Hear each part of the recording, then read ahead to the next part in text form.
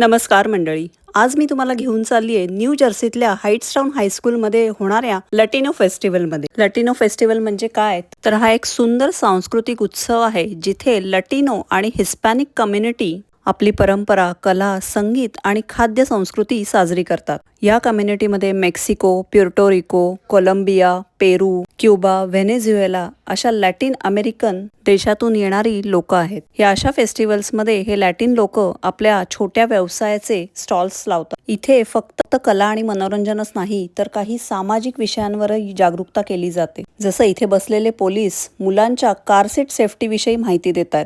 आणि अशा फेस्टिवल्समध्ये खादाडीसाठी अर्थातच फूड ट्रक हे असतातच. आयुष हा एनजे राईज या न्यू जर्सीतल्या एका नॉन प्रॉफिट ऑर्गनायझेशनसाठी काम करतो आणि म्हणूनच या लटिनो फेस्टिवलमध्ये आमचा फूड ट्रक चालवण्याची संधी आम्हाला त्यांनी दिली. या फेस्टिवलमध्ये सहभागी व्हायचं आमचं हे दुसरं वर्ष आहे. इथे बऱ्याच वेगवेगळ्या कुझिनचे ट्रक्स आहेत, पण त्यातला हा कोना आईस हा आईस्क्रीम ट्रक खूप इंटरेस्टिंग आहे. ट्रकमध्ये असा बर्फाचा गोळा तयार करून देतात आणि ट्रकच्या बाहेर हे असे वेगवेगळ्या फ्लेवर्सचे टॅप आहेत. तुम्हाला जो फ्लेवर पाहिजे तो तुम्ही त्या टॅपमधनं घेऊ शकता.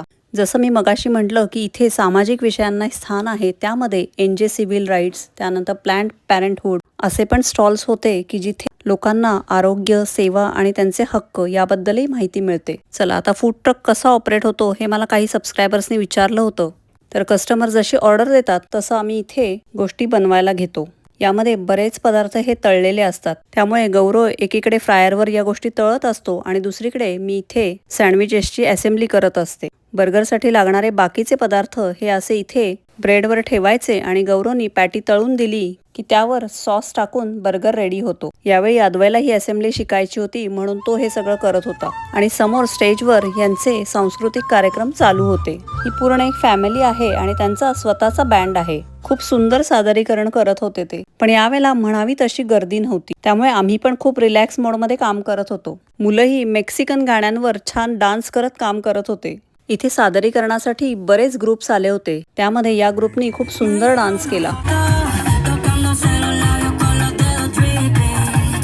इतक्या कडक उन्हामध्ये फक्त 5 मिनिटाच्या सादरीकरणासाठी इतकं सगळं तयार व्हायचं आणि सादरीकरण करायचं म्हणजे खरंच कौतुकास्पद आहे. या सगळ्याबरोबरच इथे एक पेट अडॉप्शनचं बूथ होतं. मी तिथे असंच बघायला गेले होते आणि हा मोगली मला एकदम चिकटलाच, मला सोडेच ना. जसं काही मला तो सांगत होता की प्लीज मला घरी घेऊन जा ना.